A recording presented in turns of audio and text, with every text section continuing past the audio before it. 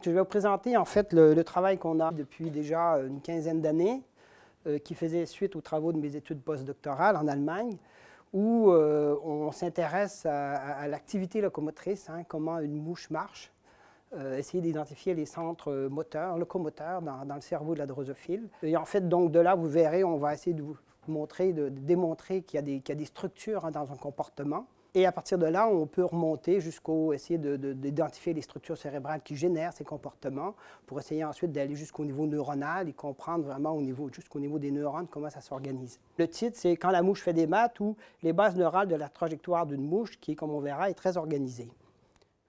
Ici, ce sera le sommaire de la conférence. Et donc, petit à petit, je vous expliquerai pourquoi, qu'est-ce que c'est qu'une drosophile et pourquoi, en fait, c'est intéressant de travailler sur la drosophile. Quel est l'intérêt? Hein? Vous allez voir aussi que l'intérêt, il est très large pour essayer de comprendre le cerveau humain, hein, qui est l'ultime but, comme on verra.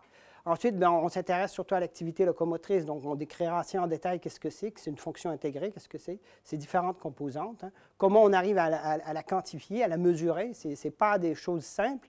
Ça ici, c'en est une méthode. Ici, on a différentes méthodes. Le pattern temporel, ce que j'appelle le pattern, c'est le profil temporel. On verra qu'il est structuré, qui est une structure qu'on appelle de type fractal, hein, qui sont les fractales qui avaient été décrits par Benoît Mandelbrot, ici en France. Ensuite, la structure de type fractal, on va montrer qu'elle est régulée dans une structure très particulière du cerveau qu'on appelle le corps ellipsoïdal. Il y a aussi des trajectoires, une trajectoire assez sophistiquée. Donc, la mouche est capable d'orientation spatiale et on est à la recherche des cellules de lieu, comme il a été identifié chez la souris et chez l'humain, qui ont valu le prix Nobel cette année à deux groupes de chercheurs. Ensuite, on va essayer de passer à une échelle plus cellulaire, plus neuronale. On va essayer de visualiser cette activité cérébrale avec des nouvelles techniques d'imagerie cérébrale fonctionnelle qu'on a développées au laboratoire. Et finalement, je vous montrerai aussi qu'on peut utiliser l'activité locomotrice comme mesure de différents autres comportements, hein, comme la mouche, elle dort, donc on peut aussi étudier le sommeil. On peut étudier aussi les addictions, comme les addictions à l'éthanol ou à d'autres types de produits. Donc, essayer de comprendre comment ça s'organise. Donc, pourquoi étudier la drosophile? Hein? La drosophile, c'est probablement un des organismes les plus anciens dans les laboratoires, du moins depuis les premières cartes génétiques ont été décrites par Morgan en 1915, qui lui a valu le prix Nobel. Les premiers mutants de mémoire, en fait, sont venus beaucoup plus tard. Entre les deux, il y a eu toute la caractérisation génétique de cet organisme. Et pour Seymour Benzer, en 1970-73, décrire les premiers mutants, les mutants des rythmes circadiens, les mutants de mémoire. Et ensuite, une première séquence génétique complète d'un organisme multicellulaire, celui de la drosophile, qui a été décrit en 2000.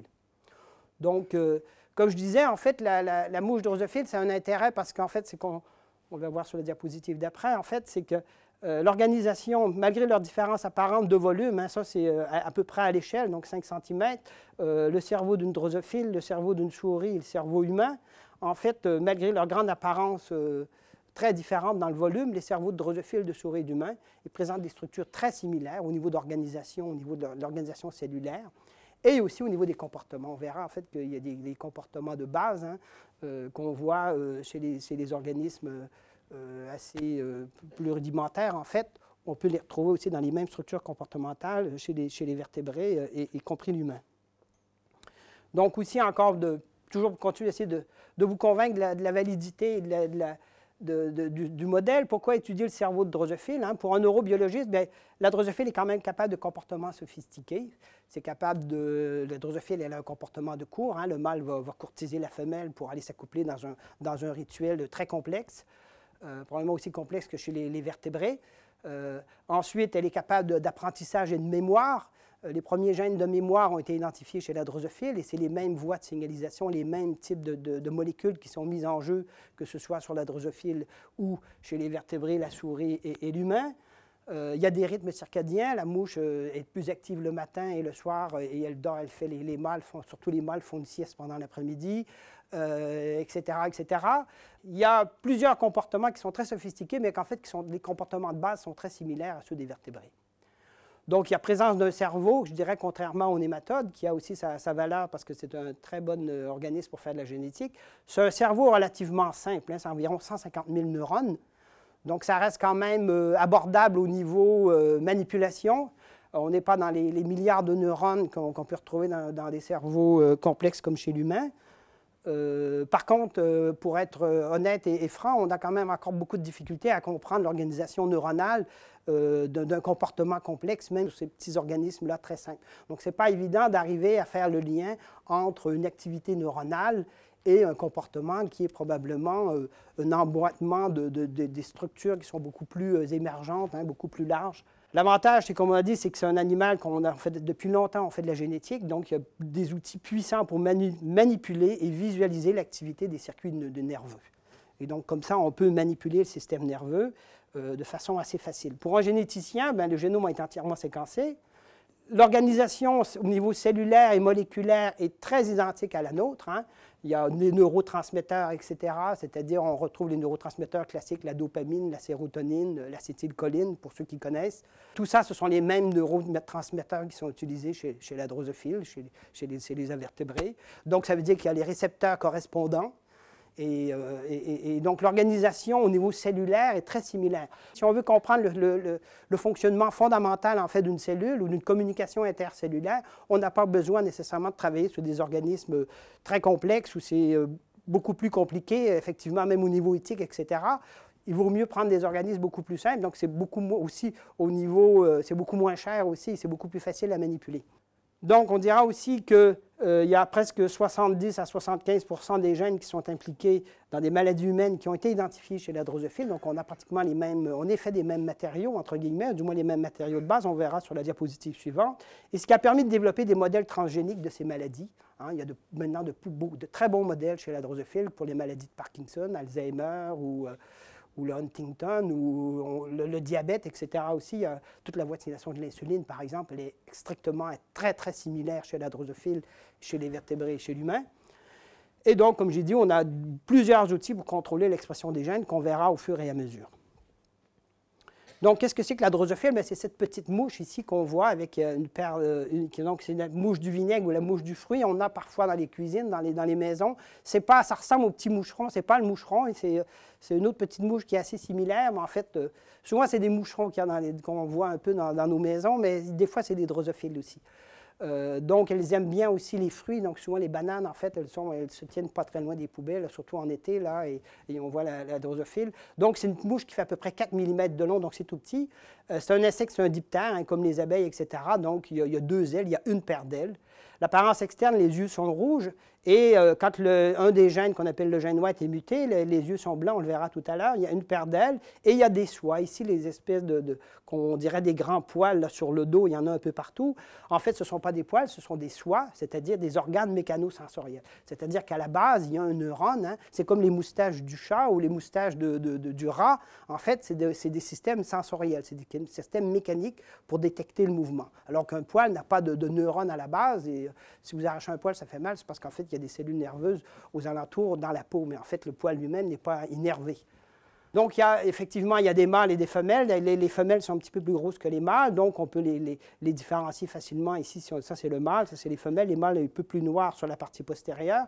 Et si on le tourne, on voit ici, il y a un pénis, l'arche génitale, et chez la femelle, il y a la plaque vaginale.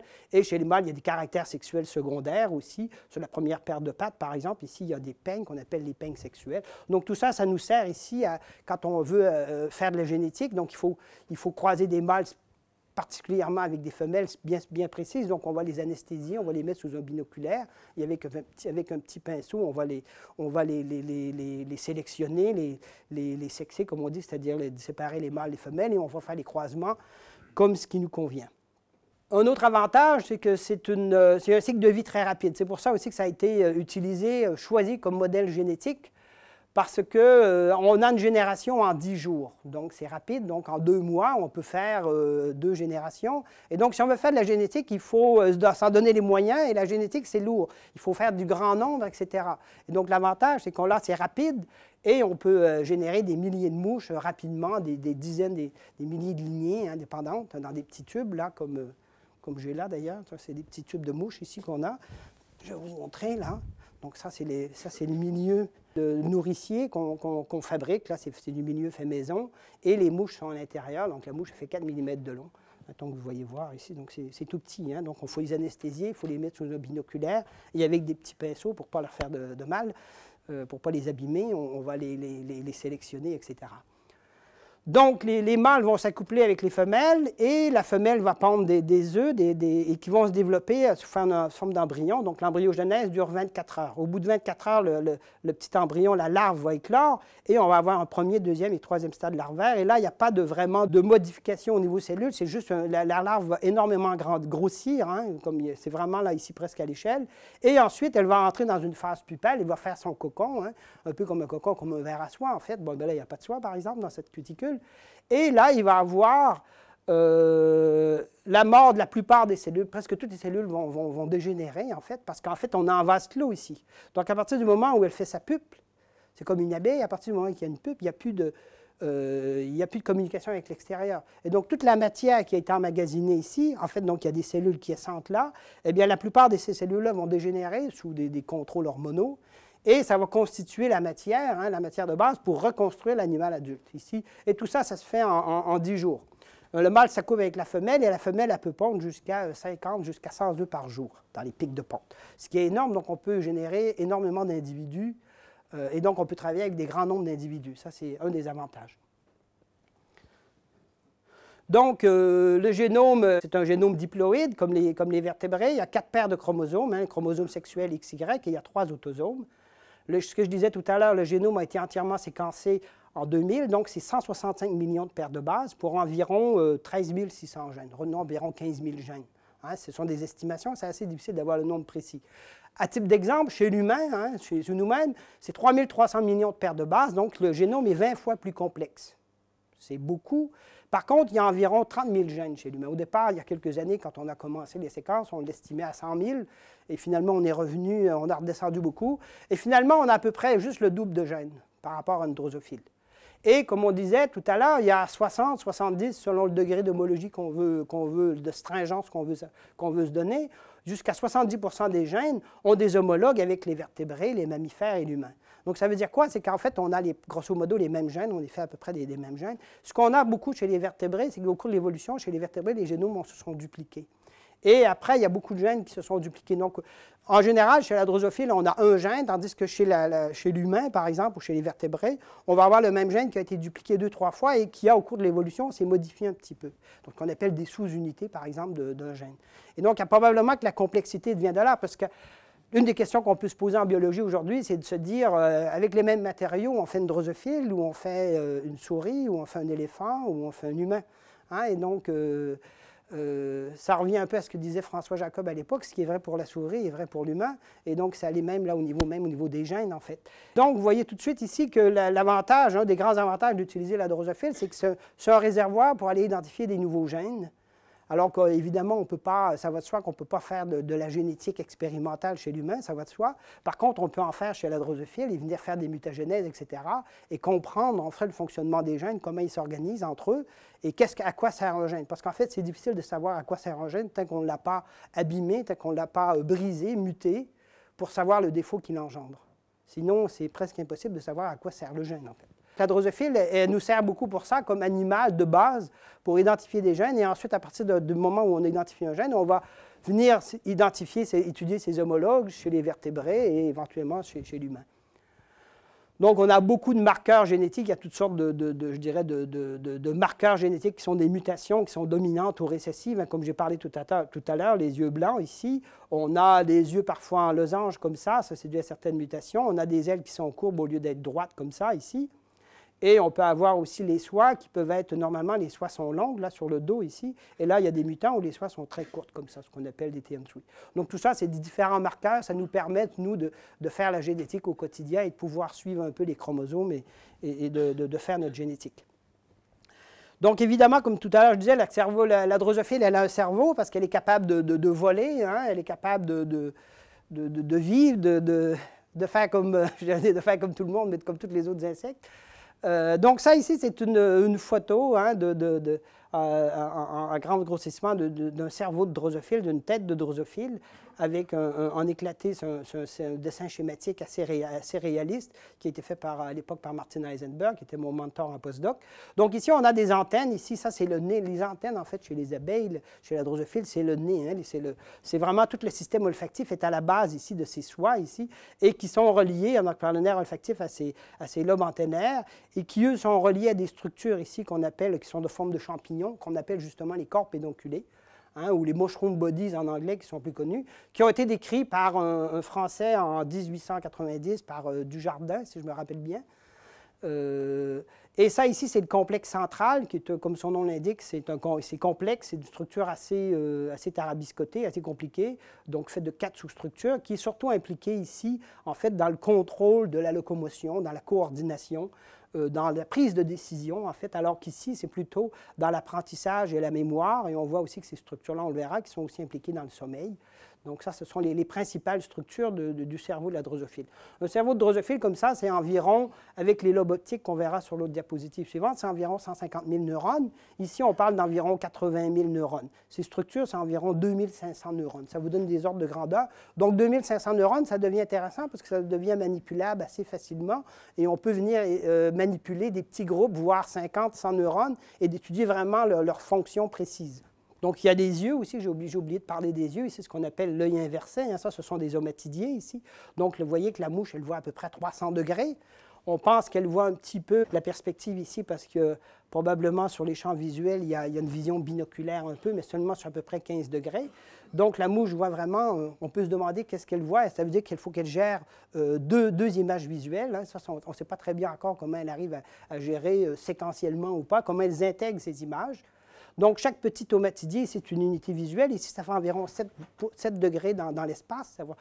Et en fait, comme le nom indique, par rapport aux vertébrés, par rapport aux mammifères, et nous sommes des vertébrés, les invertébrés, c'est toujours inversé. Donc, si vous prenez cet œil-là, en fait, si vous prenez notre œil, l'œil de vertébré, et vous l'éversez, en fait, il est concave, en fait, ça va donner une structure convexe qui est comme ça, en fait, ici. Et donc, en fait, ça sert un peu comme si c'était les cellules de la rétine. Donc ici, c'est une vue plus en perspective des principales structures cérébrales. Donc je parlais des lobes optiques qui sont très développés parce que la vision est excessivement importante sur ces organismes-là. Ça, ce sont les lobes antennaires et ça, ce sont ces fameux corps pédonculés ici qui sont impliqués de façon très importante dans l'apprentissage et la mémoire. Et en bleu ici, c'est ce qu'on appelle le complexe central. Donc ça vous donne un peu une vue en perspective. Donc à partir de là, je pense que là, je vais vous décrire un petit peu les principales structures qu'est-ce que c'est qu'une drosophile et les principales structures du cerveau. Donc, nous, en fait, il y a plusieurs laboratoires de par le monde qui s'intéressent à différentes thématiques sur la drosophile. Donc, ici, justement, le SPCI, un laboratoire de Thomas Préat qui travaille sur l'apprentissage et la mémoire en relation avec les corps pédonculés. Il y a des gens qui travaillent sur les rythmes circadiens à Gif-sur-Yvette et aussi ici André Klarsfeld qui s'est intéressé pendant longtemps aux rythmes circadiens. Pour notre part, en fait, nous, on voulait savoir un peu les centres moteurs, comment l'activité locomotrice s'organise, pourquoi que la mouche marche dans un sens et dans l'autre, et est-ce qu'il y a une structure dans la locomotion. Donc ça, on va décrire ce que c'est que cette activité locomotrice ici, séquentiellement. Donc, qu'est-ce que c'est que l'activité locomotrice? On dit que c'est une fonction intégrée. Ça veut dire quoi? En fait, ça intègre, il y a des modalités sensorielles. Hein. On va avoir des odeurs, on va avoir de l'olfaction, du mécanosensoriel, etc. Tout ça va rentrer donc, par des nerfs sensoriels, va déjà être traité une première fois, et ensuite va descendre sur les centres moteurs pour décider qu'est-ce que l'animal doit faire. Donc, c'est pour ça qu'on dit que c'est à la base de toutes les activités comportementales. C'est-à-dire que quand on fait, hormis chez l'humain où on peut demander une fonction intellectuelle avec un clavier de computer et de penser à quelque chose, puis encore là, de l'écrire, ça prend, il y a du moteur, en fait. Ce qu'on peut faire, en fait, chez les animaux, c'est de mesurer un changement de comportement dans un contexte donné. Le contexte, c'est nous qui lui donnons.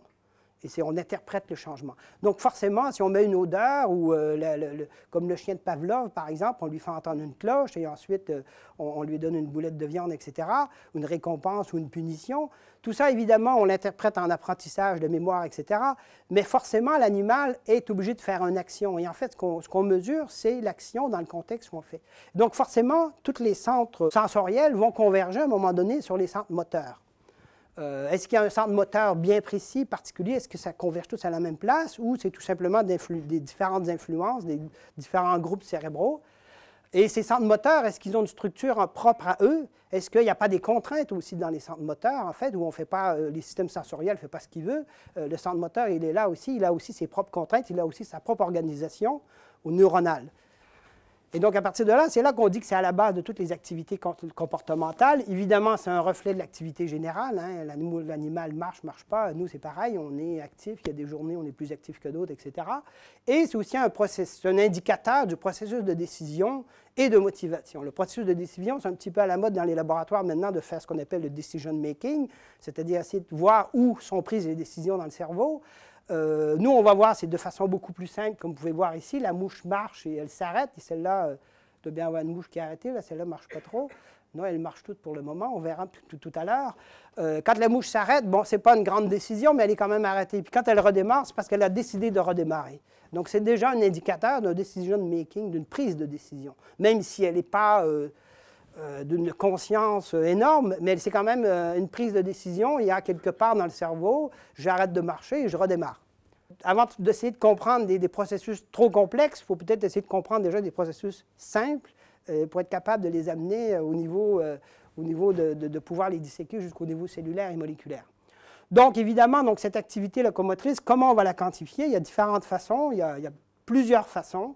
Mais ces dernières années, en fait, avec les outils informatiques et technologiques, en fait, donc on est de plus en plus sur ce genre d'appareil qu'on a là. Donc, nous, on avait développé il y a quelques années un actimètre qu'on appelle le locomotron, où on peut quantifier plusieurs paramètres. On verra le pattern temporel. Et maintenant, de plus en plus, on utilise le vidéo tracking qui permet justement de voir du pattern temporel, mais aussi de la trajectoire, de la trajectométrie.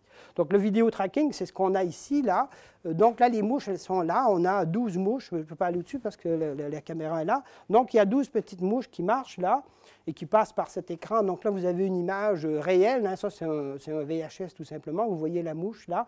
Et à partir de là, ça rentre dans l'ordinateur qui est digitalisé. Entre-temps, on envoie l'image là-bas sur cet écran.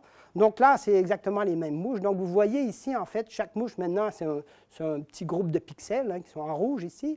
Et on voit, en fait, ça c'est le logiciel qui fait comme ça, on voit les 20 dernières secondes d'enregistrement. Donc on voit la mouche numéro 1, 2, 3, 4, 5, 6, 7, 8, 9, 10, 11, 12. Et donc on voit que les mouches, ici, elles marchent surtout au pourtour. Hein. Ici, on a mis tous des femelles. Des fois, on va mettre les mâles et femelles. On a 3 appareils comme ça, donc on peut quantifier 36 mouches à la fois. Donc on peut quantifier les mâles, les femelles comparés ou comparer des mouches avec des mutants, etc. Et donc ici, celle-là, elle ne marche pas, donc elle marche surtout au pourtour. De temps en temps, il y en a une qui va passer. Ici, donc là, il n'y a pas de... Ça, ici, sur le logiciel, on peut faire ce qu'on veut. Donc on a tracé une zone ici, au centre, hein, parce qu'on s'est aperçu que comme elle marchait surtout au pourtour, on s'est dit on va faire une zone au centre et on pourra quantifier le nombre de passages dans la zone centrale. Donc ça fera une espèce d'analyse de l'évitement du centre ou de la centrophobie, hein, parce que la centrophobie, c'est assez connu sur les organismes comme les rats, la souris, etc. C'est des tests qui sont utilisés beaucoup en recherche en pharmacologie, par exemple. Et donc ici, là, la mouche, elle est passée, donc il y a plusieurs mouches comme ça qui marchent, et on peut les laisser marcher là-dedans pendant 7, 8 heures, 12 heures, 24 heures. On peut faire même actuellement, on verra à la fin, on va présenter des expériences sur le sommeil, on peut les enregistrer pendant 48 heures si on leur donne un petit peu à manger et à boire. Donc, ça permet d'avoir énormément de données, hein, et on verra tout à l'heure. Donc, ça, c'est pour le vidéo tracking. Donc, au départ, je dirais un petit peu quelques années auparavant, on avait développé ce système qu'on appelle l'actimètre ou le locomotron, où ici, en fait, c'est une petite base chambre qui est toute petite, là, qui fait 40 mm de long, donc 4 cm, 4 mm par 4 mm. Donc, on place la mouche là, et la mouche va marcher de part et d'autre. Là, elle est un peu confinée. Et elle va passer, ici, il y a une barrière lumineuse infrarouge. Ici, la mouche qui ne voit pas les infrarouges, donc elle ne voit pas la barrière lumineuse. Par contre, quand elle passe au milieu, ici, elle interrompt la barrière lumineuse. Et on peut faire, l'avantage ici, c'est qu'on peut faire plusieurs mouches à la fois. Donc, on fait 44 mouches à la fois ici. Donc là, c'est pareil, on peut comparer les mouches normales avec des mouches mutants et on peut effectivement essayer de trouver des mutants pour telle ou telle structure. Et donc là, on a un tracé ici. Donc, comme je disais tout à l'heure, on va échantillonner ici l'état de la barrière lumineuse à chaque seconde. Donc, la mouche marche de part et d'autre. Ça lui prend à peu près 7 à 10 secondes pour aller au bout et revenir quand elle marche de façon continue. Hein? Donc, ça veut dire que si elle va au bout, elle revient, elle va mettre à peu près 7 à 10 secondes. Donc, en fait, ça va faire des tracés que la plupart du temps, elle n'est pas à la barrière lumineuse, donc ça fait des zéros. Et s'il y a un passage, ça fait un 1. Donc, on a une succession de zéros et de temps en temps recoupé par un 1. Donc, ça veut dire qu'elle est passée à la barrière lumineuse. Donc, on voit que là, il y a des périodes d'activité, il y a des périodes où elle ne marche pas, etc. Elle se repose, peut-être qu'elle dort, etc. C'est ce qu'on verra.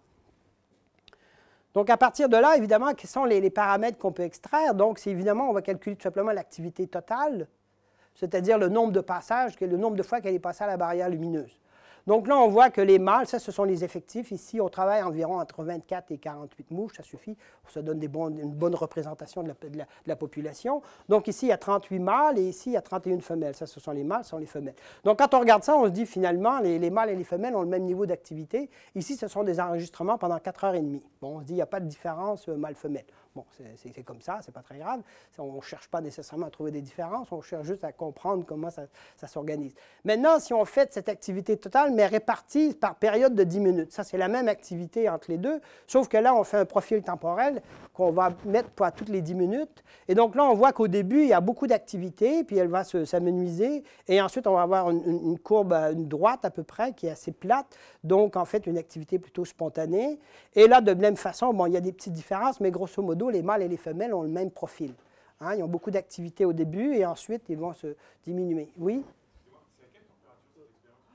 Oui, d'accord. Donc, la question, c'est à quelle température ces expériences sont effectuées. En fait, toutes ces expériences sont effectuées à 24-25 degrés Celsius à température ambiante, c'est-à-dire que c'est la température qu'on élève les drosophiles, qui est la température standard de laboratoire, en fait.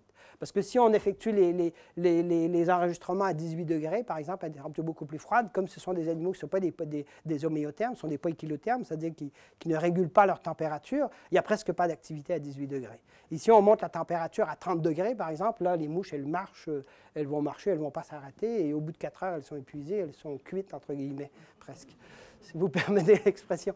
Donc, en fait, on travaille à température ambiante de 24-25 degrés, qui est la température standard, hein, qu'on dirait de référence, en fait. Par contre, donc, comme je disais tout à l'heure, pour revenir, donc ici, on peut regarder ici la répartition temporelle. Donc, on voit ici qu'il y a quand même différentes composantes dans l'activité locomotrice. Il y a de la réactivité. Ici, en fait, là, avant que vous arriviez, j'ai mis les mouches dans la machine ici, mais bon, ça, c'était l'autre appareil. Donc, on manipule la mouche, elle n'est pas anesthésiée, on va la mettre directement. Hein. Et donc, là, la mouche, elle est stressée, on l'a manipulée, elle s'est fait un peu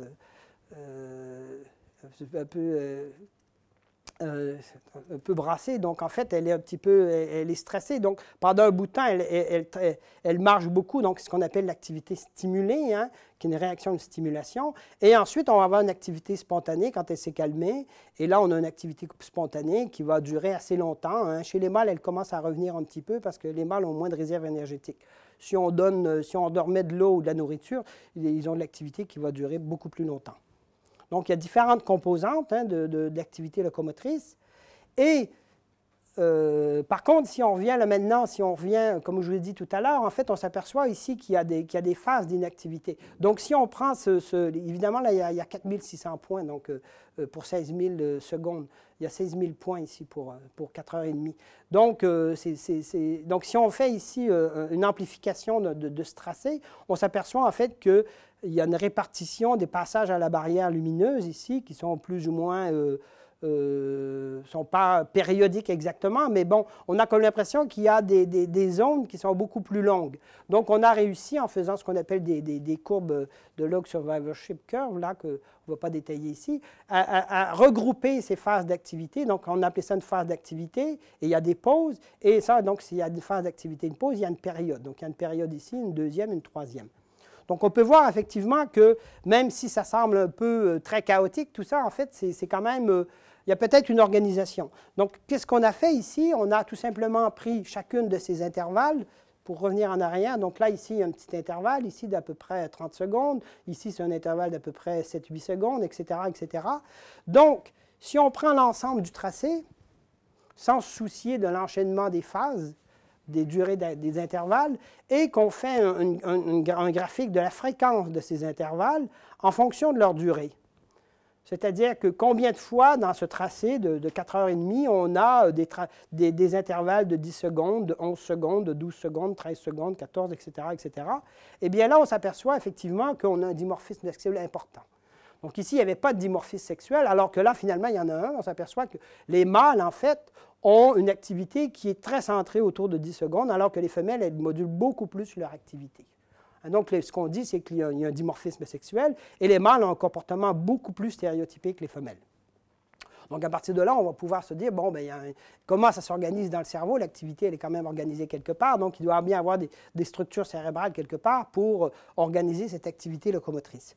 Donc, c'est pour dire qu'en fait, si on va plus loin dans nos analyses, on peut trouver effectivement des différences et décrire de façon beaucoup plus précise cette activité. Et si on va encore un peu plus loin, effectivement, en regardant dans la littérature le comportement de ces différents animaux, etc., on a vu effectivement que si on prend ces courbes maintenant, ça ici, ce n'est pas tellement intuitif, mais c'est quand même, si on prend ces courbes ici, qu'on fait ce qu'on appelle une cumulative décroissante. C'est-à-dire que là, on va dire que 100%, l'ensemble des intervalles, c'est 100% des intervalles, d'accord? Et si on fait une fréquence de ça, une fréquence cumulée décroissante, c'est-à-dire que 100% des intervalles sont plus longs qu'une seconde.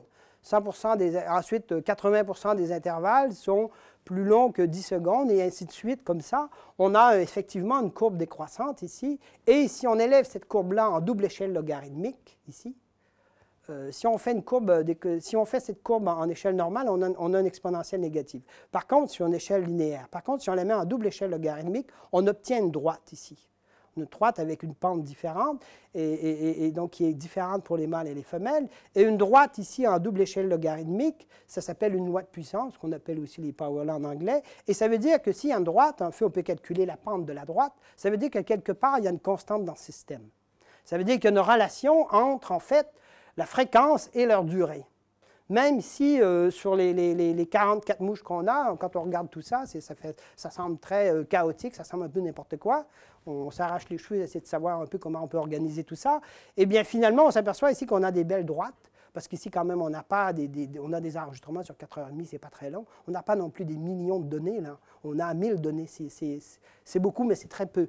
Pour voir apparaître ici ces courbes en double échelle logarithmique, et avec au moins une droite sur au moins une décade. Et donc, ça veut dire qu'il y a une constante dans le système, et ça, c'est la pente de la droite. Et ça, ici, quand on regarde dans la littérature, en fait, c'est une loi de puissance en double échelle logarithmique. Ça a une caractéristique, c'est la caractéristique des structures qu'on appelle de type fractal. Donc, qu'est-ce que c'est que les fractals? Bon, moi, je ne suis pas non plus mathématicien, donc je ne vais pas non plus aller très loin dans la description des fractals, mais en fait, une des caractéristiques des fractals, c'est qu'il y a une loi de puissance, c'est une droite en double échelle logarithmique, et c'est une autosimilarité à différentes échelles. C'est-à-dire que selon si on regarde à petite échelle ou à une très grande échelle, on voit la même structure. Et ça, ça a été les fameuses descriptions qui ont été faites par Benoît Mandelbrot. Hein. Le mot fractal, c'est un néologisme qui a été créé par Mandelbrot en 1974, qui veut dire fractal, qui veut dire brisé et régulier. On voit souvent les fractals dans les systèmes chaotiques, ou plutôt dans les systèmes dynamiques qui sont non linéaires. Hein, qui sont de plus en plus, on s'aperçoit qu'il y a de plus en plus de systèmes physiologiques, en fait, qui suivent des dynamiques non linéaires. Donc, la fractale, c'est quoi? Ça peut être une fractale, ça peut être une courbe, une droite, hein, donc en une dimension. Si c'est une surface, c'est en 2 dimensions, ou si on est dans un volume, c'est en 3 dimensions. Et en général, ce sont des formes irrégulières qui vont se créer en suivant des règles très précises, hein, de déterminisme ou stochastique, qui implique ce qu'on appelle une homothétie, c'est-à-dire une autosimilarité interne. Hein. Ce que je disais tout à l'heure, on regarde à différentes échelles et on voit toujours la même structure. Des objets, donc c'est des objets dont la structure est invariante par changement d'échelle, donc qui ont souvent des dimensions, par contre, non entières. Exemple de ça, ce sont les courbes de Pinot, les courbes de von Koch. Donc, pour prendre des exemples, là, sans aller trop dans les détails, il y a les fameux sets de Cantor où on va prendre une droite ici.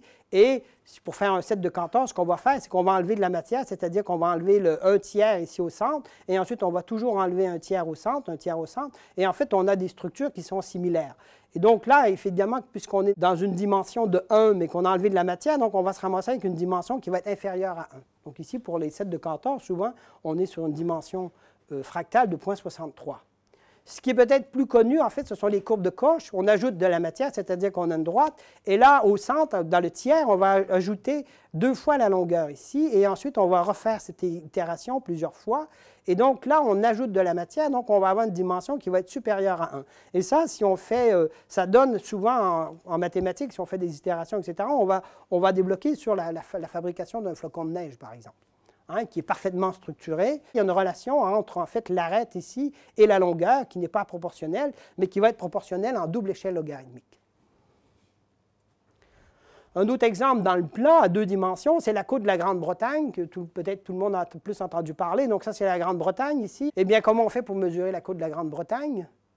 Avec précision, ça dépend de la règle qu'on va utiliser, en fait, du pas qu'on va utiliser. Si on prend un pas qui est très grand, par exemple 500 km, on va faire évidemment beaucoup d'approximations parce que la côte n'est pas du tout régulière et donc on va avoir une certaine longueur. Par contre, si on décide de prendre un pas qui est beaucoup plus court, bien là, on va suivre un petit peu plus tous les détails de la côte. On va avoir une mesure qui va être beaucoup plus longue. Et si on va ainsi de suite, si on prend un pas encore toujours de plus en plus petit, en fait, on va augmenter et on s'aperçoit en fait que la longueur de la côte, c'est presque infini en fait tout ça. Hein? Mais on va obtenir en fait une droite, bon même si la droite n'est pas parfaite ici, on obtient une droite mais en double échelle logarithmique. En fait, ce n'est pas sur une échelle linéaire, mais c'est sur une échelle logarithmique. Donc là, en fait, c'est encore là, c'est une signature qui a une structure et qui est de type fractal. On a aussi des fractales dans les 3 dimensions, c'est-à-dire ce qui est assez bien connu aussi, c'est la surface alvéolaire du poumon, en fait. Avec une structure fractale, on va augmenter, on va, je dirais, optimiser au maximum la surface des alvéoles pour les échanges gazeux. Donc ça, c'est une dimension fractale qui est presque de 3. Ou aussi, ce qui est assez connu aussi dans les fractales dans la nature, le fameux chou, surtout le chou romanesco, où on voit cette structure ici en spirale qui se répète des milliers de fois. Là, on a une dimension d'environ de 2,33. Pour nous, en fait, qu'est-ce que dans notre activité locomotrice, on est où là, avec tout ça? On a des droites en double échelle logarithmique. Donc, notre fractale, c'est une fractale à 1 dimension. Hein? On est sur une échelle de temps, en fait. On est sur une droite avec des intervalles d'arrêt, des intervalles plus ou moins longs. Donc, c'est une durée et un temps avec la durée des intervalles en 2 passages à la barrière lumineuse. Et ici, on a une dimension fractale là, pour la pente de la droite, en fait, pour les mâles qui sont environ 1,75. Ça nous donne que dans un degré de complexité comme ça, où on va avoir des temps d'intervalles successifs qui sont un peu assez compliqués et qui sont différents parce que les mouches ne sont pas en phase quand elles marchent. En fait, quand on regarde ça, on se dit toutes les mouches sont différentes. Mais en fait, elles sont tous pareilles, puisqu'en fait, elles obéissent tous à cette loi ici, en droite en double échelle logarithmique. Et si ces intervalles de temps sont plus ou moins longs ou courts, etc., de la façon dont ils sont organisés, ils sont plus ou moins complexes. Et donc, cette dimension fractale, ça nous donne une mesure de la complexité, en fait, de la courbe ou de la figure, en fait. Donc, ça permet, avec une seule valeur, de donner un degré de complexité. C'est un peu ça l'idée d'arriver à dire, bon, on calcule la dimension fractale et on voit si la courbe est plus ou moins complexe, entre guillemets. Donc, à partir de là, évidemment, on a trouvé ces structures dans un système qui est un peu, je dirais, rudimentaire. C'est les passages à la barrière lumineuse. Ça date déjà de 10-15 ans. Donc, ces dernières années, on a voulu aller plus loin. Une des questions, en fait, puis même que nos collègues scientifiques nous posaient et nous-mêmes nous harassaient, je dirais, c'est de dire, oui, ce que vous faites là, en fait, c'est que vous êtes coincé. C'est un artefact dû à la façon dont vous avez de quantifier votre activité. Donc, évidemment, pour répondre à ça, qu'est-ce qu'on peut faire d'autre que de dire, bien, je vais prendre un autre système, je vais essayer de développer un autre système qui va aussi quantifier de l'activité locomotrice, complètement différent, et est-ce qu'on va trouver des structures similaires ou pas? Et si on en se trouve, ça veut dire qu'effectivement, c'est vraiment une structure qui est due à l'activité locomotrice et ce n'est pas dû à la façon dont on a de la mesurer. Donc, à partir de là, on a développé le système de vidéo tracking. C'est exactement le système que vous voyez là. Donc, là, il y a 12 petites chambres hein, et on va introduire une mouche. Donc, ça, c'est 2 plaques de verre. En fait, ça, c'est une lumière infrarouge. Celle-là, elle n'était pas, c'est pas une lumière infrarouge à l'époque. Ça, ce sont des lumières infrarouges. Là, et donc, on a 2 plaques de verre et qui sont séparées par 4,5 mm d'épaisseur, juste pour que la mouche puisse marcher. On aimerait bien faire du 3 dimensions, mais c'est très difficile parce que quand la mouche part à voler, ça va très vite et les systèmes ont beaucoup de difficultés à les suivre. Donc, à partir de là, en fait, on va mettre 12 mouches, donc ces mouches-là que vous voyez là. Et donc, ça, c'est le système ici schématisé. Donc, on a une mouche dans chaque petite chambre et on fait des enregistrements. Donc, là, on peut faire des enregistrements jusqu'à 5 images secondes à 5 Hz, donc à 200 millisecondes. Et à partir de là, donc, ça veut dire qu'à chaque 5 fois par seconde, l'ordinateur prend les coordonnées x, y de la position de la mouche. Et à la fin, donc, on va tout simplement réunir ces points là pour faire une droite comme ça et on pourra mesurer cette droite et mesurer la trajectoire. Et rapidement, quand on met les mouches dans la zone, dans la chambre ici, on s'aperçoit que la mouche marche sur tour pour tour et évite le centre. Donc rapidement, nous, on s'est dit, on va dessiner une zone comme ça sur l'ordinateur. Il n'y en a pas là sur la... Évidemment, la mouche ne voit pas de cette zone-là. Par contre, elle évite le centre de l'arène. Et ça nous permettra, nous, de calculer un index. Donc ici, quels sont les paramètres? Donc là, ici, évidemment, on est plus presque en continu, je dirais plus grosso modo en temps réel presque. Quels sont les paramètres qu'on peut extraire de là, qui sont très riches en fait. Donc d'abord, c'est la distance parcourue. Et ce qui est intéressant ici, donc les mâles et les femelles ont la même distance, comme dans l'autre appareil finalement, mais c'est pas si mal, ça nous rassure, sinon il faudrait... Bon, donc ici, c'est la distance en millimètres, donc pendant 7 heures d'enregistrement, la mouche, elle a parcouru 150 mètres. Donc ça, c'est des enregistrements de pendant 7 heures. Si on regarde un peu plus loin, par contre, le nombre de phases d'activité ou d'inactivité, évidemment, on a un seuil, et à partir de là, on va déterminer chaque phase d'activité suivie d'une phase d'inactivité, selon le seuil de détection qu'on peut leur donner. Et donc, ça ressemble à nos intervalles de tout à l'heure. Et là, on voit effectivement qu'il y a un dimorphisme sexuel. C'est que les mâles et les femelles n'ont pas le même nombre de phases d'activité et d'inactivité. On retrouve ce dimorphisme sexuel qu'on avait vu dans l'autre appareil auparavant. Donc, on peut regarder la durée d'activité aussi. Les mâles marchent moins longtemps que les femelles, mais ils parcourent la même distance. Donc, c'est parce qu'ils marchent un peu plus vite et ils sont beaucoup plus stéréotypés, comme on disait tout à l'heure. Donc, ils modulent moins leur activité. Ça, c'est la vitesse de marche moyenne. Et ça, on peut aussi le vérifier dans d'autres systèmes, d'autres façons de mesurer que les mâles marchent un peu plus vite que les femelles, dans ces petites drosophiles. Et le nombre de passages dans la zone centrale ici qu'on voyait tout à l'heure, là, on peut calculer pendant les 7 heures d'enregistrement le nombre de fois qu'elle est passée dans cette zone et où est-ce qu'elle va se positionner quand elle s'arrête, par exemple. Tout ça, on a cette information. Et on verra tout à l'heure, on peut disséquer le centrophobisme à partir de là. Et donc, on a voulu voir effectivement, est-ce qu'on retrouve des droites en double échelle logarithmique? Et ce qui nous a surpris ici, en fait, donc on a refait ces courbes-là, mais maintenant, en fait, on a une information en plus. Tout à l'heure, on avait juste l'information quand est-ce que la mouche passe à la barrière lumineuse. C'est un intervalle, mais dans cet intervalle-là, si l'intervalle dure 60 secondes, on s'imagine que la mouche s'est arrêtée un bout de temps, elle a redémarré, etc. On ne sait pas vraiment qu'est-ce qu'elle a fait. Alors qu'ici, effectivement, on a en temps réel. Donc, on peut calculer la durée des phases d'activité, mais aussi la durée des phases d'inactivité. Donc là, on a une information en plus. Et ce qui était intéressant ici, ce qui était surprenant, c'est que si on fait cette droite en double échelle logarithmique, la fréquence de chacune des phases, en fonction de leur durée, si on regarde dans les phases d'activité, en fait, on ne voit pas des droites, mais on voit plutôt des courbes. C'est assez courbe, en fait, ici. Et donc ça veut dire que ça ne suit pas une distribution de type fractal. Par contre, si on regarde les phases d'inactivité, donc de pause, voire peut-être de sommeil, en fait, cela on peut même extrapoler jusqu'au sommeil, eh bien là, par contre, on voit apparaître la droite en double échelle logarithmique, tant chez les mâles que chez les femelles. Même si c'est brillant là, c'est parce que c'est assez... on n'a pas énormément de points. Ce sont les périodes d'inactivité, en fait, qui sont organisées dans le cerveau, alors que les phases d'activité, elles, répondent probablement plus aux stimuli sensoriels, alors que quand on laisse la mouche là, tranquille pendant toute la nuit, ou pendant toute la journée tranquille, sans la déranger, eh bien, on va voir, en fait, comment le générateur interne d'activité va générer, et effectivement, il génère, en fait, des périodes, surtout sur les périodes d'inactivité, qui sont parfaitement organisées. Donc ici, on a juste montré un schéma d'un profil temporel, hein, phase d'activité, inactivité, etc. Donc ça paraît un peu aléatoire, mais en fait, on retrouve cette organisation temporelle ici. Donc évidemment, ça pose plusieurs questions et des hypothèses. Quelle est la signification biologique de cette structure de type fractal? Hein? À quoi ça sert? Quel est son avantage, puisqu'ils sont là et c'est excessivement robuste? On peut les voir sur chaque mouche individuellement.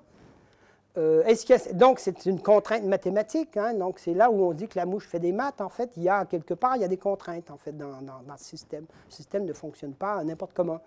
Y a-t-il une structure cérébrale qui est spécifique, qui est dédiée à l'organisation temporelle de l'activité locomotrice? Donc, nous, on va s'intéresser à ça maintenant, puisqu'on a décrit la phénoménologie. Maintenant, on va essayer d'aller voir où est-ce que ça s'organise dans le cerveau et comment. Et donc, effectivement, c'est beau de faire de la drosophile, donc c'est ce qu'on aime, c'est ce qui nous passionne. Mais derrière ça, quand même, on est quand même réaliste. On sait très bien que ce qu'on fait sur la drosophile, il y a d'autres organismes aussi qui sont probablement similaires. Et donc, est-ce qu'il y a des structures similaires dans certains comportements chez l'humain, hein, par exemple? Moi, je pense que probablement que oui, mais en fait, c'est que si on ne les a jamais étudiés, si on n'a pas pris le temps d'y regarder, eh bien, ils nous échappent. Hein. Voilà, et on se comporte, donc on a des comportements. Donc, est-ce que tout ça, c'est de l'activité cérébrale? Est-ce que, pour aller être un petit peu provocateur ici, est-ce que même la pensée humaine hein, pourrait obéir à des structures de ce genre? Ou est-ce qu'il n'y a pas des structures dans la façon de penser hein, qui sont intellectuelles, mais qui sont aussi peut-être dépendantes aussi des structures cérébrales dans lesquelles elles sont organisées? Hein? Donc, voilà un peu le genre de questions qui, mais bon, ça, c'est le travail un peu futuriste, mais c'est du travail qui peut, c'est des ouvertures pour le futur. Donc, pour nous, pour rester un peu avec notre drosophile, de ce qu'on connaît et la façon dont on peut l'étudier, donc, on va passer à l'autre chapitre où on va regarder où est-ce que ça s'organise dans le cerveau, comment on peut étudier ces structures dans le cerveau. Donc, pour ça, ben, tout à l'heure, je vous ai parlé un peu de plusieurs outils génétiques. Eh bien, on a toute une boîte à outils assez performante. Hein. On a beaucoup de stratégies pour perturber les différentes structures cérébrales. Donc, en fait, pour savoir comment s'organise un comportement dans le cerveau, ce qu'on va faire tout simplement, c'est un peu, parfois un peu brutal, mais on va venir abîmer certaines structures cérébrales et on va regarder ce qui se passe au niveau du comportement, au niveau de l'activité, au niveau de la physiologie. Et pour ça, bien, on a différents outils. Ça peut être soit des mutants, hein, on fait beaucoup de mutagénèse. Donc, on a des mutants maintenant qui vont des fois affecter l'architecture d'une structure. Il n'y aura pas de corps pédonculé, par exemple, et l'animal vit très bien, ou très bien, mais du moins, il a des défauts. On peut faire des ablations chimiques, donner des produits toxiques qui vont venir tuer spécifiquement quelques neurones. Et donc, on va générer des individus qui n'ont pas ces structures cérébrales chez l'adulte. Donc, ça nous permettra de pouvoir de comparer effectivement avec ces animaux. De plus en plus, on a beaucoup d'outils génétiques de transgènes chez la drosophile où on peut vraiment venir manipuler pratiquement les neurones un par un. On peut faire des manipulations ciblées de l'activité neuronale. On peut bloquer la transmission synaptique, ce qu'on disait à un de mes collègues, faire une lobotomie génétique presque, hein, venir vraiment bloquer l'activité et regarder ce qui se passe. On peut activer spécifiquement un ou des neurones avec de plus en plus maintenant les techniques d'optogénétique. On peut générer des mosaïques, on peut féminiser des structures cérébrales chez le mâle et donc voir si on peut changer un comportement dimorphique, par exemple. On peut aussi maintenant, récemment, masculiniser des structures cérébrales chez les femelles. C'est un petit peu plus compliqué au niveau génétique, mais c'est faisable maintenant. On peut venir faire l'ablation de certains neurones en allant induire des gènes spécifiques qu'on appelle l'apoptose. On peut venir cibler spécifiquement certains gènes avec des ARN interférentiels qu'on appelle maintenant les knockdowns. Et tout ça, ce sont des différentes approches qu'on va utiliser pour venir perturber certaines structures, pour essayer de se convaincre qu'on peut associer un comportement, une fonction à une structure cérébrale. Parce que si on approche avec une seule approche, bien, il y a souvent des effets secondaires et c'est difficile de bien discerner les effets secondaires vraiment de l'effet qu'on veut regarder sur la structure. Par contre, si on amène des approches indépendantes, il n'y a probablement sûrement pas les mêmes effets secondaires et donc on pourra mieux assigner une fonction à une structure. Et on peut aussi utiliser la pharmacologie, pourquoi pas, hein, pourquoi s'en priver. On peut faire ingérer des différents produits, ce qu'on appelle des drogues, le mot anglais, hein, c'est des inhibiteurs, des activateurs, etc. On peut injecter les mouches assez facilement au binoculaire. On vient injecter dans l'abdomen avec des pipettes de verre, par exemple. On peut injecter des produits, des microlitres, des nanolitres, par exemple. On peut faire des applications cuticulaires si c'est des produits qui ne sont pas miscibles dans l'eau, par exemple, qui ne sont pas miscibles en phase aqueuse. On peut venir faire appliquer une crème, je dirais, sur la drosophile, bien que c'est tout petit, mais c'est faisable. Donc, à partir de là, on va essayer de disséquer un peu les structures cérébrales. Donc, je vous rappelle ici, ça, ce sont les corps pédonculés, ces fameuses structures en bleu, là, qui sont surtout connues pour l'apprentissage de la mémoire. Et ça, c'est le complexe central, ici. Et donc, on va s'intéresser plus au complexe central parce qu'il est mieux connu pour l'apprentissage, pour être impliqué dans l'activité locomotrice. Donc, ça, le complexe central, c'est cette structure ici en plein centre du cerveau. Ça, c'est le cerveau qu'on a vu tout à l'heure. hein, qui est collé, ça, ce sont les lobes optiques ici. Et ça, ici, on colore à peu près 50 neurones. C'est cette structure qu'on appelle le corps ellipsoïdal ici. Ça fait environ 50 microns de diamètre. C'est tout petit, hein, avec il y a un trou au milieu, il y a des fibres qui passent là. Ça fait vraiment comme un beignet, là, un donut anglais, là, avec un trou au milieu. Donc, c'est vraiment assez curieux comme structure. Et il y a une arborisation très particulière ici, qu'on voit ce qu'on appelle ces neurones-là, qu'on appelle des ring neurones, hein, des neurones en anneaux, parce qu'ils viennent s'arboriser au pourtour ici, hein, et donc ils viennent se communiquer de part et d'autre. Et on essaie de comprendre quelle est leur action, eux. Il y a différents sous-groupes, mais il y a à peu près entre 50 et 100 neurones, hein, donc ça reste très restreint par rapport à des grands groupes. Et donc ici, ce qu'on a pu montrer, effectivement, c'est qu'en venant bloquer ces différents groupes de neurones, ici en prenant des lignées transgéniques où on peut cibler des gènes spécifiquement, donc ici on a ciblé ce qu'on appelle ces ring neurones, là, ici, hein, on va cibler environ 50 neurones, on va les bloquer avec une toxine ici, et ce qu'on observe, au lieu d'observer des droites en double échelle logarithmique, en bleu ce sont les mouches contrôle, et bien on observe des courbes. Une courbe, ça correspond à une distribution aléatoire. Et donc, quand on bloque cette structure, en fait, on n'a plus de structure de type fractal, mais on a une distribution aléatoire. Et donc, ça suggère, et donc on a différentes lignées comme ça. On a pris une autre lignée qui, elle, bloque un autre sous-groupe, ici un petit peu différent, là, et une autre ici. Et de la même façon, en fait, on n'observe plus une droite, mais une courbe en double échelle logarithmique. Donc, en fait, on perturbe la structure de type fractal en allant toucher environ 50 neurones dans le cerveau sur 150 000 neurones. Donc, c'est vraiment très spécifique, là. Et donc, ça nous permet maintenant de voir comment ici, ces neurones qui se connectent entre eux, comment au niveau cellulaire, au niveau de neurotransmetteurs, vont s'organiser pour donner une structure d'un comportement et qui est parfaitement structuré. Pour s'en convaincre encore un peu plus, ce qu'on a fait, c'est qu'on a fait l'ablation. Tout à l'heure, on les avait bloqués. Maintenant, on va carrément les enlever ici. Donc, on va tout simplement cibler. Donc, ça, c'est une mouche normale avec cette structure, hein, en anneau au plein centre qu'on appelle le corps ellipsoïde. Et ici, on a ciblé un gène qui produit l'apoptose, donc la mort cellulaire. Et donc là, les cellules sont délétées, elles sont mortes.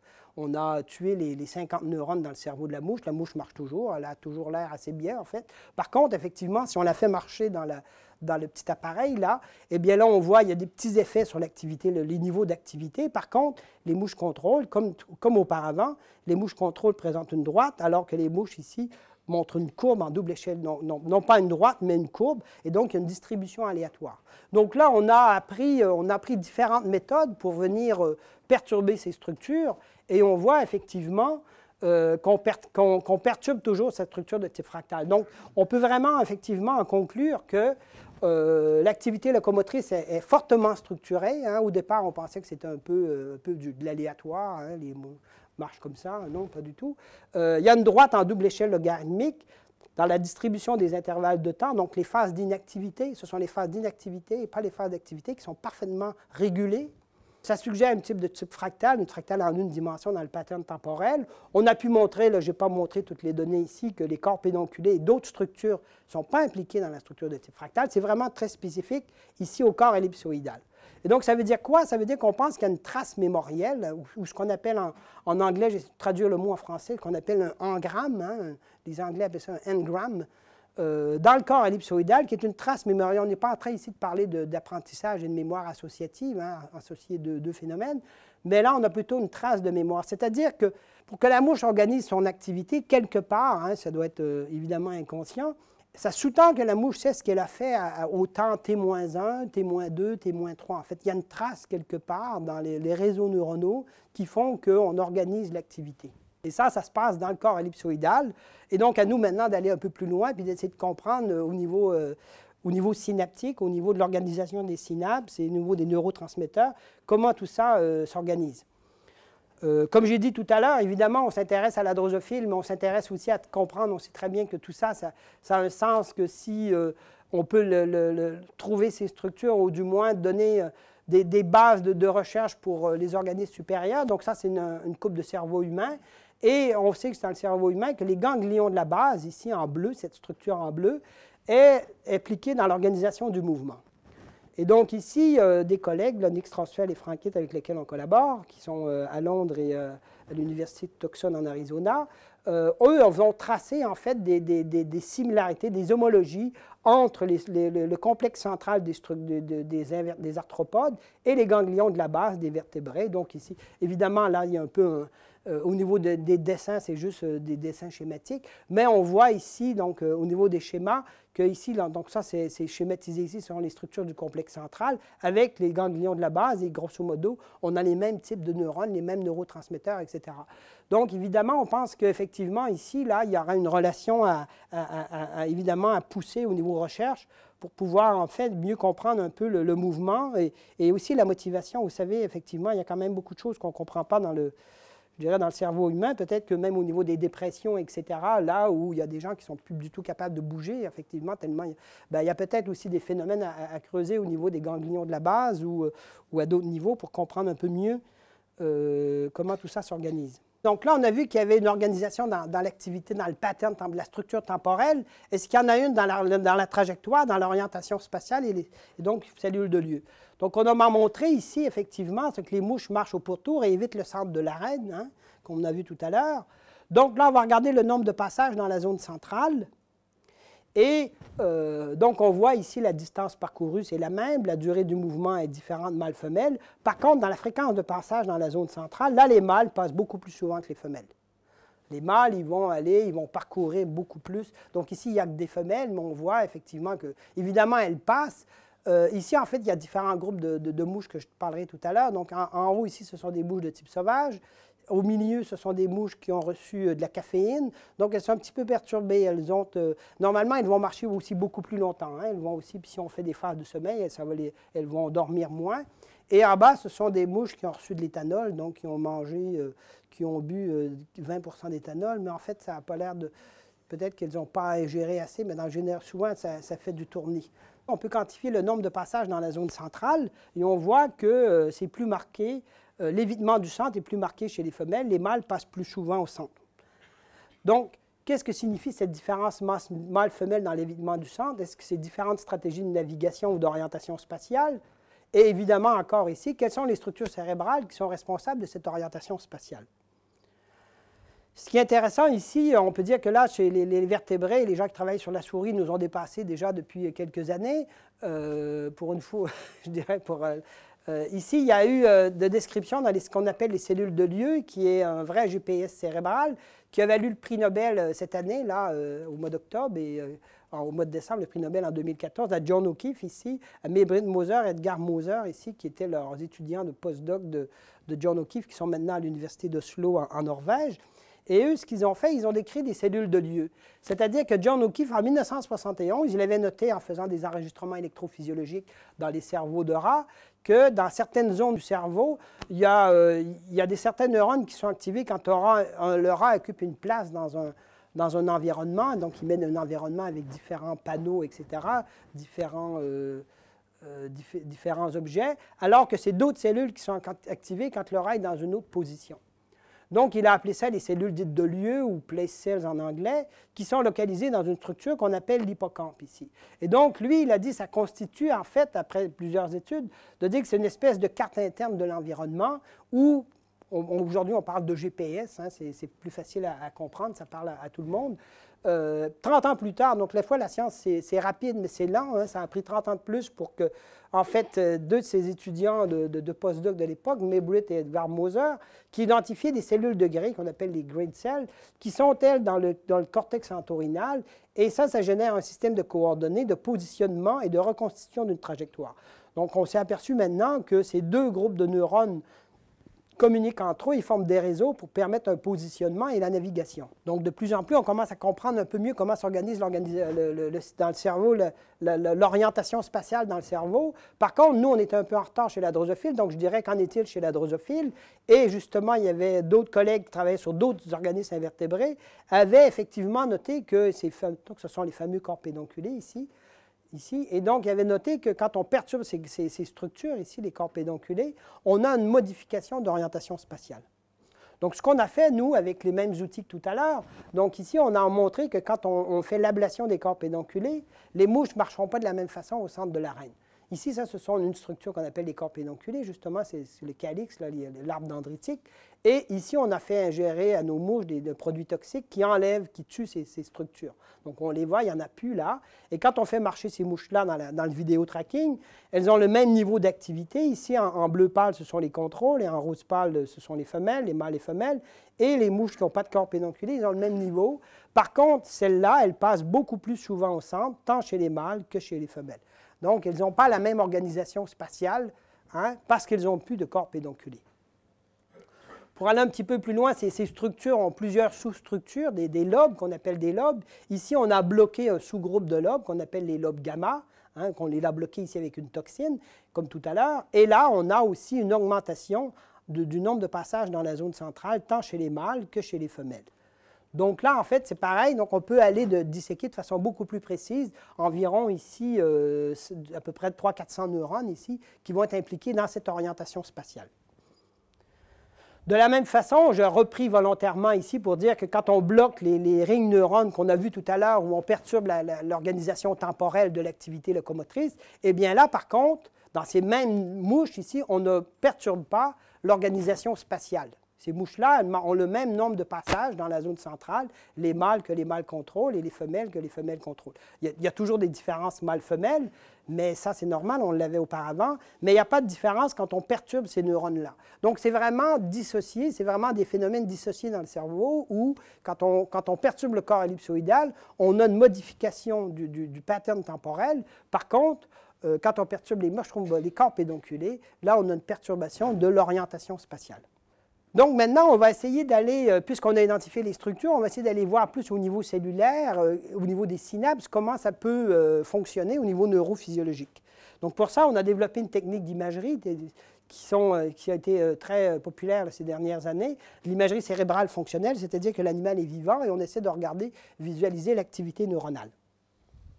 Ça, c'est juste une cartoon pour montrer qu'en fait, c'est je dirais, un vieux fantasme de l'être humain d'aller essayer de comprendre le fonctionnement cérébral et de voir comment on pense, comment on organise, hein, comment s'organise le cerveau. Ça, c'est une gravure sur bois de Mathias Corentin du XVIIe siècle, hein, qui est au musée d'art moderne d'art de Philadelphie.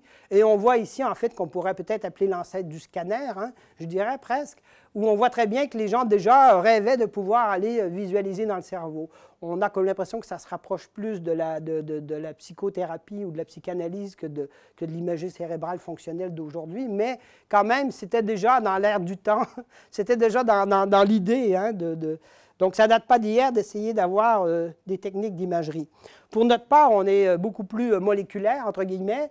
On a développé une technique qui avait été développée au départ par un type à l'Institut Pasteur qui s'appelle Philippe Brûlé, qui est basée en fait sur une protéine qu'on appelle la GFP-equarine, qui est une protéine qui est sensible au calcium. Et quand il va y avoir des changements de concentration calcique, quand le neurone va s'activer, en fait, cette protéine-là va émettre de la lumière. Cette protéine-là est issue de la méduse, en fait. Les méduses, il y a beaucoup d'animaux, des animaux marins qui sont bioluminescents.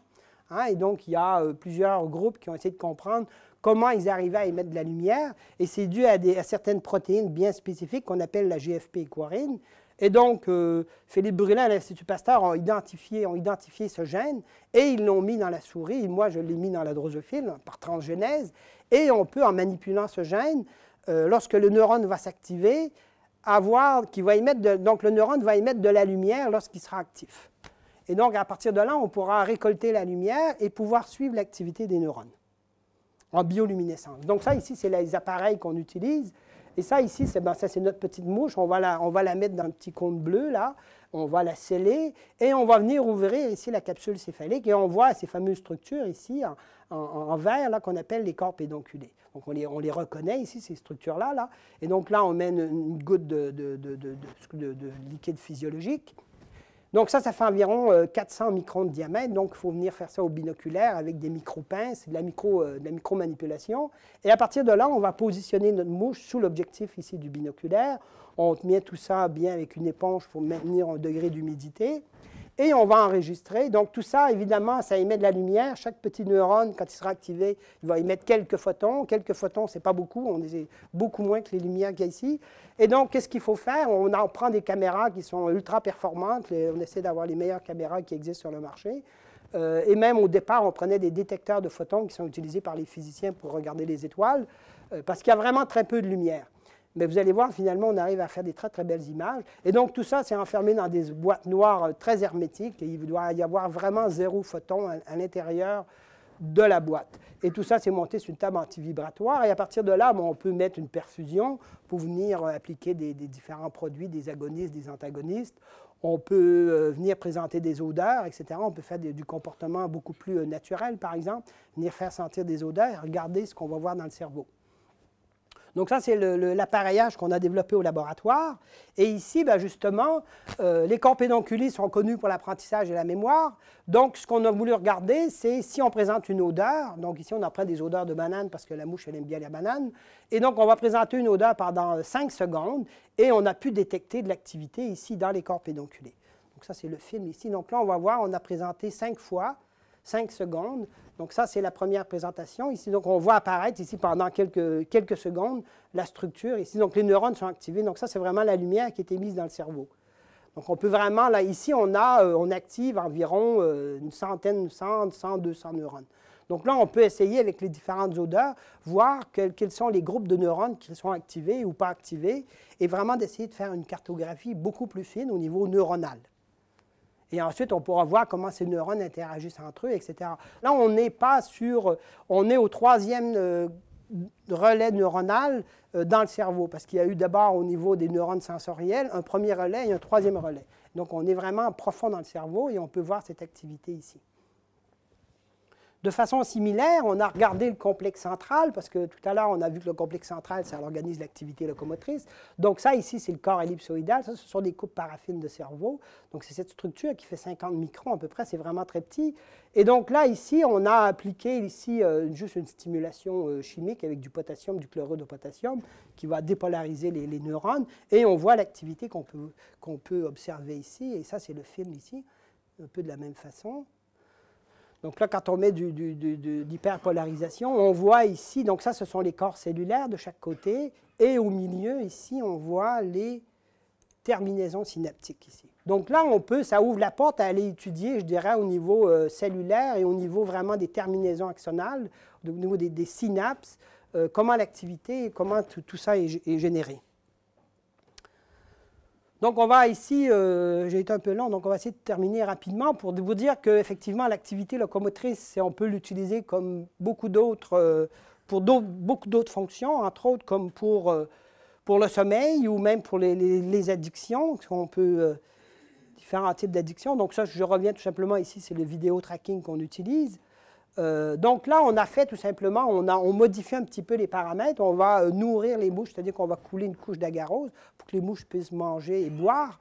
Et on va les laisser dans cet appareil-là, qui est enregistré à 5 Hz, donc 5 images par seconde, pendant 24 ou 48 heures. Donc on aura énormément de données et on organise la pièce où la lumière va s'éteindre à 8 heures le soir et sera allumée à 8 heures le lendemain matin. Et dès que ce qu'on voit, effectivement, donc ça, c'est les expériences ont commencé vers 11 heures le matin. La mouche marche pendant le jour. Des fois, elle s'arrête un peu, elle marche, elle est active. Elle fait son petit train-train de vie. Le soir, quand la lumière s'éteint à 8 heures le soir, donc elle continue un petit peu là, et ensuite, elle va se coucher, puis elle dort pendant toute la nuit. Cette mouche-là dort très bien. Elle n'a pas du tout bougé. Et ça, c'est André Klarsfeld connaît très bien les rythmes circadiens. On sait très bien qu'elles vont anticiper le lever du jour. Et donc, le matin, elle a anticipé à peu près 20 minutes avant avant que la lumière s'allume ici, elle s'est mise à marcher et la deuxième journée, elle a marché toute la journée avec des petites interruptions. Et la nuit d'après, elle a encore dormi toute la nuit. Ça, c'est une deuxième mouche ici, donc c'est à peu près pareil. Celle-là, elle marche un peu plus, elle est un peu plus excitée. Elle prend plus de temps à s'endormir. Elle n'anticipe pas beaucoup celle-là. Hein. Elle a même mis du temps à se lever. Là. Elle a des difficultés à traîner à se lever. Elle est bien active le jour. Le lendemain, elle ne dort pas très bien. Elle est un peu insomniaque, celle-là. Mais bon, donc, évidemment, on peut enregistrer, là, c'est pareil, 36 mouches et de faire des courbes, etc. Donc, on veut vraiment voir que les mouches dorment la nuit et marchent le jour, et comme tout le monde, je dirais. Voilà, à peu près. De la même façon, ben, on a des mutants. Hein. Il y a des groupes, surtout des groupes aux États-Unis qui travaillent sur la drosophile. Ils ont identifié des mutants. Il y en a un, justement, qui l'ont appelé sleepless, c'est-à-dire qu'il ne dort pas. Et ben, celle-là, quand on enregistre, vous voyez, la mouche, elle ne marche pas tellement le jour. Par contre, la nuit, elle n'arrête pas de marcher. Donc, elle est vraiment insomniaque, hein, effectivement. Et de la même façon, une autre mouche, ben, c'est pareil. Celle-là, elle a dormi une petite demi-heure, là, et puis elle ne dort pas la nuit. Par contre, le jour, elles sont moins actives, elles sont fatiguées. Donc, en fait, les mouches sleepless restent actives et ne dorment pas. Donc, en fait, ici, ça nous permet effectivement de mesurer le sommeil et de pouvoir étudier effectivement au niveau génétique, hein, au niveau cellulaire et moléculaire, en fait, le rôle du sommeil. Et donc, ça donne vraiment, la drosophile amène beaucoup actuellement de données, en fait, nouvelles sur les mécanismes du sommeil. De la même façon, ce groupe américain, ici à Philadelphie, ils ont montré effectivement que ces mouches-là, si on leur donne de la caféine, ici, ce sont les mouches de type sauvage, c'est une autre façon de quantifier le sommeil, c'est dans des petits tubes, là. Effectivement, les mouches qui ont bu de la caféine, effectivement, qui ont pris de la caféine, dorment beaucoup moins que les mouches type sauvage, ici. Et donc, on voit ici le temps de sommeil pendant la nuit, ici, est beaucoup plus bas si les mouches ont pris de la caféine. Donc, elles dorment moins que les mouches contrôle, ce qui était un peu attendu, mais donc, on retrouve en fait les mêmes mécanismes que chez l'humain. Hein. Comme on dit, ce sont les mêmes récepteurs. Et ici, c'est un autre exemple où là, ils ne travaillent pas avec le sommeil, mais ils travaillent avec les addictions, pour essayer de comprendre un peu qu'est-ce qui se passe quand on a une addiction au niveau des neurones, au niveau des cellules, quels sont les neurotransmetteurs impliqués. Et donc, il y a beaucoup de gens qui travaillent sur l'addiction à l'éthanol. On a donné de l'éthanol ici, mais bon, nos conditions expérimentales n'étaient peut-être pas optimales. Ici, ils ont utilisé soit de l'éthanol, ils font avec de la nicotine, avec l'éthanol et aussi avec la cocaïne, hein, parce que c'est aussi un problème social. Et donc ici, il y a beaucoup de mouches là, il y a plusieurs mouches, il n'y a pas qu'une mouche, ils ont à peu près 15 à 20 mouches à la fois. On voit qu'elles sont surtout au pourtour, ça, sur les mouches contrôle. Et les mouches, ce sont ici des mouches qui ont ingéré de la cocaïne. Donc là, on voit que les mouches, elles tournent en rond. Je ne sais pas trop, elles ne savent pas trop où aller. Et si on en ingère plus, bien, elles tournent encore plus en rond.